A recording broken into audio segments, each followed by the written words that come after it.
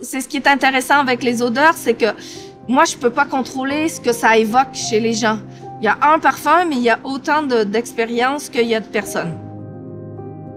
Je suis Julie Séfortier. Je réalise l'œuvre de la gare Anthony-Paul Vissou Centre en tandem avec l'architecte Éric Puzna de l'atelier 234.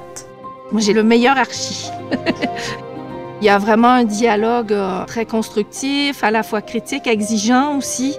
Il y a un motif en briques, en saillie, en creuse sur la façade extérieure qui est composé de volutes. C'est des espèces d'arabesques assez légères. Et à l'intérieur, il y a 8 parfums qui sont diffusés à 8 endroits différents dans la gare. Il y a cette question du lien à l'autre et du lien entre l'extérieur et l'intérieur par le motif et par l'odeur. C'est un travail titanesque parce que je dessine le motif brique par brique. Les briques sont soit en relief, soit en creux pour dessiner différents jeux de lumière.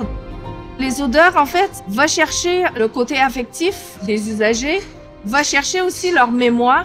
Et c'est pour ça que j'ai travaillé avec la population d'Antony dans des ateliers olfactifs où je récolte des souvenirs olfactifs de paysages. Là, ça nous ramène aux pétales. Le fait de sentir un petit peu de lavande, ça nous amène dans le sud de la France. Mais c'était important pour moi d'intégrer aussi l'histoire d'Antony et l'histoire aujourd'hui de cette ville qui est multiple, dont les origines des habitants viennent de partout à travers le monde. Et ça rejoint cette idée aussi de flux dans la gare et de voyage qui était chère à Éric. Peut-être que le parfum va s'engouffrer dans la rame avec les voyageurs et va amener le parfum ailleurs. Et ça, c'est assez magique.